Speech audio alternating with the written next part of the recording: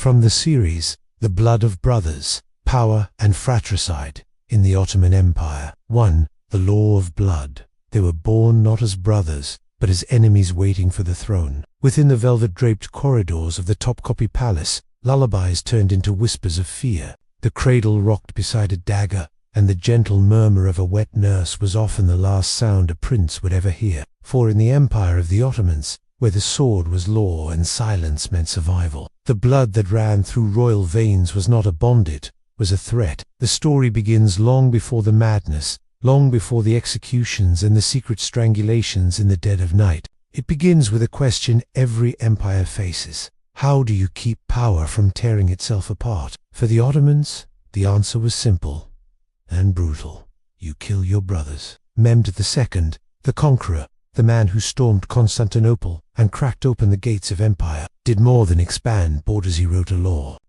so cold, so calculated, it would echo through the screams of generations to come. He declared, for the welfare of the state, it is permissible for a prince to kill his brothers, not out of hatred, not out of rage, but out of duty. And so it became a tradition, a silent rule behind the ornate beauty of the palace walls. A prince would be born to a concubine, raised in luxury, taught poetry, warcraft, and the Quran, but always, in his eyes, there was calculation, because he knew if his brother rose first, he would die, and if he rose first, he would have to kill. There were no exceptions, no mercy, no final goodbyes. They would drink sherbet together in the morning and be strangled with a silken cord by nightfall. And it was not strangers who carried it out. It was palace guardsmen who had once rocked their cradles, polished their sabers, whispered bedtime stories in candlelight, men who knew them since birth, and choked them silently before sunrise.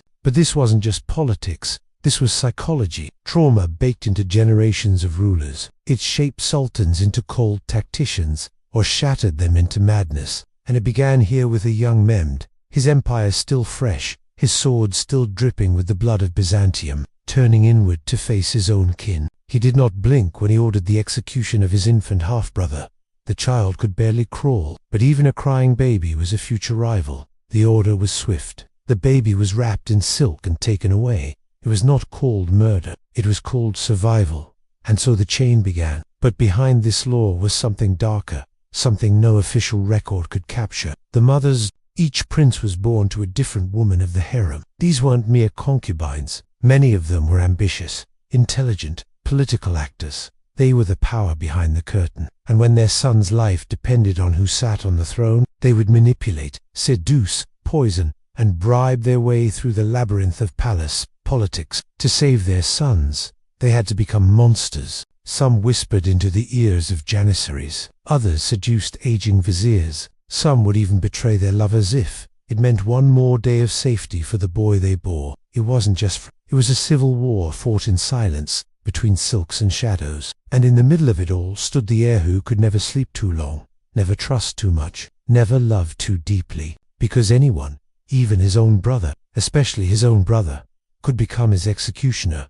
The empire grew. The palaces expanded, the armies marched across continents, but inside, something was rotting. Trust had no place in a dynasty ruled by fear. And yet, the people outside the palace gates cheered for the sultan. They believed the dynasty was divinely guided, that it was stable, eternal, pure. But inside those gates, a prince wept behind a curtain as he heard the silk footsteps of his brother's killers. A mother screamed silently as the guards dragged her son away. A young sultan stood by the door, his hands shaking, not because of guilt, but because he knew it would happen again, because that's what it meant to rule. And as Mehmed's law echoed across time, generation after generation of brothers fell before the throne. The Ottoman dynasty stood strong, on the bones of its own bloodline. But how long can an empire survive when its greatest threat is its own reflection? To be continued in episode 2.